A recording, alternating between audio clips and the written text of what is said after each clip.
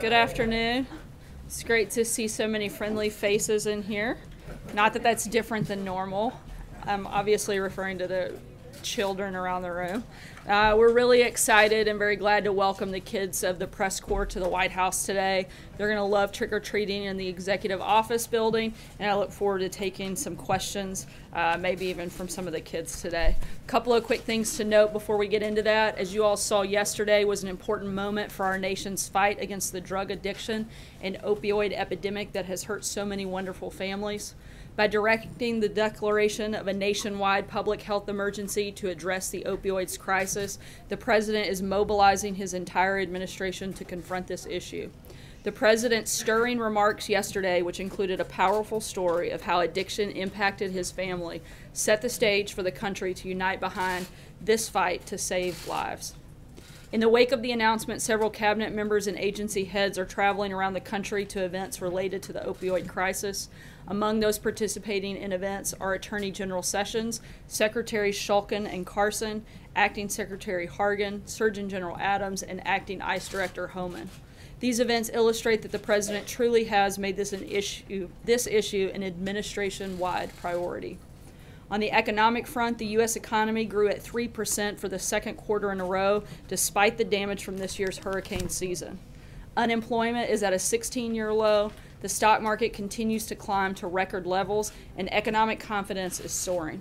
The engine of the American economy is revving up, and the President is ready to pour in the rocket fuel through massive tax cuts and reforms. It's fitting that we have some kids with us here today because ultimately this tax plan is about empowering hardworking American families to build a better life for themselves and a brighter future for their children. And with that, I will take your questions. So I want to ask you about the $300 million contract that Whitefish Energy got to do rebuild the electrical grid in Puerto Rico. Does the White House have any concerns about the way this contract came down and the fact that this company has apparently no experience of doing anything on this magnitude? This is a contract that was determined by the local authorities in Puerto Rico, not something that the federal government played a role in, but as we understand, there's an ongoing audit, and we'll look forward to seeing the results of that later. Is there red flags raised by this? And can you say definitively that the fact that the primary, one of the primary investors in this company was a major donor to the Trump campaign, had nothing to do with the fact this contract was awarded? Right. The federal government, as I said, has nothing to do with this contract or the process. This was something solely determined by the Puerto Rican government. And as I said, we'll look forward to the audit to see if there are any other issues beyond that. Matthew. Thanks, Sarah. A question on those Russia sanctions that the President signed in August. So the recipients of those sanctions were supposed to be named on October 1st, and that just came out today. I'm wondering if you can explain the delay and how soon the administration will actually act to implement those sanctions. Right. There was an interagency review that's now been completed. That was the cause for the delay. The guidance was issued by the State Department, and that's now being carried out. And for any further details, I'd refer you to the State Department. John. May I kindly request too? The President tweeted out this morning regarding the Russia investigation, quote, "After months of costly looking." Is the President suggesting that the Mueller special investigation is a waste of money? I think that the President's been pretty clear what his position throughout this process. That's not the only investigation that's taken place. Congress has spent a great deal of time on this, a better part of a year. All of your news organizations have actually spent probably a lot of money on this as well, which we would consider probably a pretty big waste. I think that our position hasn't changed since day one, and I think we are seeing now that if there was any collusion with Russia, it was between the DNC and the Clintons, and certainly not our campaign. Question number two. Sorry, I'm going to move around. We're going to be on a tight time This is an important one on 401ks. Well, then maybe one of your colleagues will ask it. Zeke, go ahead. Begging for two here also. First, if you have any comment on the situation in Catalonia and Spain more broadly, that the State Department put out a pretty sharp statement saying the United States sort of wants a unified Spain. Would you echo that from the podium? Has the President made any phone calls on that? I'm not aware of any phone calls today, but we certainly echo the State Department and again reiterate our support for a unified Spain. And Sarah, was one Jordan, more. sorry guys, I'm going to jump around to. Thanks, Sarah. try On to Whitefish cover Energy, the president met this morning with Interior Secretary Zinke. He's from the town where that company is based. The president asked him directly whether he had any knowledge of this deal. The primary purpose for this meeting that has been on the schedule for several weeks was to discuss the Secretary's monuments report that'll be coming out shortly, and that was the reason for the meeting. But he did ask Secretary Zinke just for clarification purposes, and he reiterated once again that we have no role, the federal government, and specifically he had no role in that contract. John. Thanks a lot, Sarah. On Whitefish Energy, another question on this company. Prior to Hurricane Maria, it just had 2 employees. And then after Hurricane Maria, it's awarded a $300 million plus contract. I realize that you said this was a contract that was awarded by officials in Puerto Rico, but would you acknowledge that doesn't look right just on the surface of things? Look, I'm not going to comment before the audit is conducted, but we certainly look forward to seeing the results of that. And once again, this was a state and local decision made by the Puerto Rican authorities and not the federal government, but we will look into the audit once it's published. The president has said there's a lot of corruption Sorry. in Puerto Rico. Would you think that this falls under that umbrella of corruption? Once again, I'm not going to get ahead of the audit, but once we have that, we'll make a determination. You mentioned the opioid crisis at the beginning of your remarks and how the president yesterday declared it a national public health emergency. That declaration did not come with a request for money from Congress. How much does the president want Congress to put towards this crisis, and when will he put in a formal request for that money? Well, there was $45 billion that was originally in the health care plan that the president supported that no Democrat in the country supported. So ideally that would have been done through that, but since it wasn't, we're hoping that Congress will come together and there will be a lot of bipartisan support to put behind the opioid crisis and joining the president in dealing with this effort. Major. Sarah, can we say then, therefore, based on your answer just now, that $45 billion is what you would like to see as an initial approach to the opioid crisis and done during the budget deal that you hope to negotiate in December? I'm not going to negotiate with you from the podium, but that was the number that we outlined in that initial health care bill. There's $1 billion that's been spent to date since the president came into office. We do feel like that $45 billion would have been a good number that was in the health care bill. That was what we supported. We're going to continue looking at that and determine future numbers as we work on negotiating the next budget. Is that a good place to start with Congress, though? Is that a good place to start with Congress? In the meeting that the president had with Secretary Zinke, did he agree with the recommendation to shrink the size of Bears Ears National Monument in Utah? I'm not going to get ahead of the president's announcement on the specifics of that, but I can tell you that he will be going to Utah in the first part of early December, and we'll release more details at that point, if not some before. He also spoke with both Senators Hatch and Lee during the course of that meeting. Sarah. Thanks, Sarah. Obviously, sexual harassment has been in the news. At least 16 women accused the president of sexually harassing them throughout the course of the campaign. Last week, during a press conference in the Rose Garden, the president called these accusations fake news. Is the official White House position that all of these women are lying? Yeah, we've been clear on that from the beginning, and the president's spoken on it. John? Yeah, thank you, Sarah. Last weekend, former President Jimmy Carter offered his availability as a go-between to the North Korean regime in the hopes of resolving the differences between this country and Pyongyang.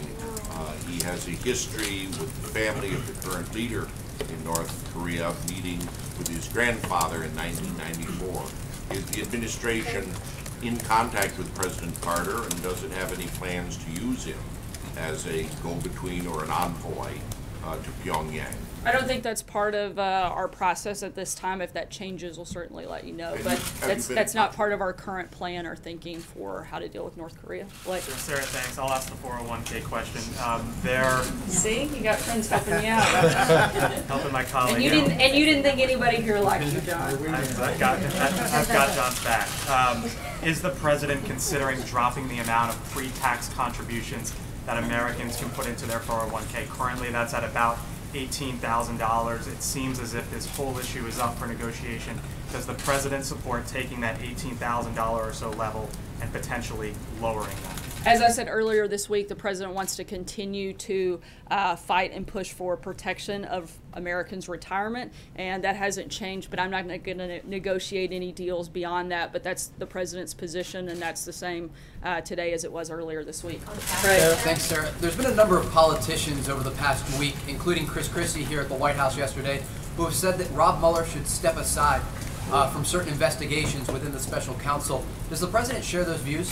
The president wants to see this completed. We think that we are continuing to see day in, day out as this investigation moves to completion, that as the same as it started, there's still no evidence of collusion between the president and anyone. If any collusion took place, it would be between the DNC and the Clintons. And I think we're starting to now see that all of the things that the Democrats had accused this president of doing, they were actually guilty of themselves. And I think that's a really big problem that should be certainly looked at. Sarah, Sure. The lawmakers in Egypt are preparing a measure that would criminalize homosexuality with up to 5 years in prison. Will you condemn the measure? I'm not aware of the specifics of that, so I'd have to look into that before I could make a response, but we'll certainly be happy to check into it. So. Thank you, Sarah. At the risk of wasting my question, I'm going to ask you about the Fed. Since the last time you were up here, there have been a couple of reports. One, that the president's going to make an announcement next week. Can you confirm that he's going to make an announcement, and if so, give us a little timing? And then secondly, there have been reports that Chairman Yellen is out of the running and that Jerome Powell is at the top of the list. Can you confirm any of that? I can confirm that the president plans to make an announcement on that next week, but beyond that, I don't have any other details to add. No. Yeah. I want to ask you about a comment that Sebastian Gorka made on Fox News. I know that he doesn't work for the White House anymore, but he claims to be very still involved in knowing what's going on here. He was talking about the Uranium One deal and Hillary Clinton and said if this had happened in the 1950s, there would be people up on treason charges right now. This is the equivalent to what the Rosenbergs did, and those people got the chair. Think about it. Does the president agree with that statement? I hadn't even seen those comments. I'm not going to comment on Sebastian Gorka or validate that. I can tell you that we do think that there's a lot of cause for concern regarding that deal, and we certainly think it should be looked into, but I can't comment beyond that on somebody outside the administration's comments. Jessica. Question on the president's upcoming Asia trip. Can you talk a little bit more about the criteria that you used to decide which of the many multilateral meetings that he attended? And can you confirm that he's not going to be at the East Asia Summit and why? He is participating in, I know, at least the opening ceremony and some of the other parts of that event. In terms of the specifics, we're going to do a full and more detailed briefing on that next week. And so I'll wait till we get to next week because the final details of some of those things are still being worked out. Olivia? Thanks, Sarah. The president said on Twitter that he congratulated Chinese President Xi on his extraordinary elevation. Does the president have any misgivings either the way that elevation occurred or its potential impact on American interests in Asia? Not that I'm aware of. No. I was wondering, why did the president involve himself in the Uranium One investigation? Are you trying to gin up your own Russia investigation to rival the one up on Capitol Hill? And where is the president's evidence that Hillary Clinton colluded with the Russians, as he tweeted this morning? In terms of the president being involved, I'm not aware of any specific involvement. The president has pushed for transparency, if that's what you're referring to when dealing with Congress. I know that's probably something new for a president to actually push for transparency, but that's what he's done, and that was the purpose of what he was trying to do in that process. How about evidence of collusion that Hillary, Sarah, no, the president made a charge that Hillary Clinton I think I've addressed that pretty thoroughly. Mike, go ahead. So you're saying that Hillary Clinton I'm saying that I'm calling on your colleague. Okay, well, you didn't really address that question. The PAC affiliated with Majority Leader, Senate Majority Leader is attacking Steve Bannon. If the White House has an opinion on that, is Mr. Bannon fair game? Is he still viewed as helpful to the president's cause? And has the president had any success talking Steve out of some of the backing him off some of the incumbents, as he suggested in the Rose Garden? In terms of how a PAC spends their money, I would direct you to them. I'm not going to answer for them any more than I can even answer for the president's PAC, as we don't comment on political situations or contributions from the podium. Sarah. Deb. Hi. Sunday, it's going to be the 1 month anniversary of the Las Vegas shooting, 4 weeks. The shooter enhanced speed of his fire by using bump stocks. At first, you didn't want to comment on that, but I'm curious to know, does the president think the ATF should prohibit their sale? Is he going to ask them to? Does he think only Congress can do it? Or does he think that bump stocks are not the problem and that there's no need? He has asked that process be reviewed, and we're waiting on some of the details of that to take place, but a decision hasn't been finalized on that. But we are looking at that and certainly under review. I'm going to cut us a little bit short today, and I have one last announcement that I wanted to make. The president asked me to let all of you know, those of you that have your kids here for trick-or-treating, before they go over to the executive office building for trick-or-treating, he's invited them to come into the Oval. So if you would like to have your kids participate, please meet us here, and we'll walk them over shortly, and then give them back to you so that you can sugar them up and take them home to your house to run wild. Thanks so much, and have a good Friday.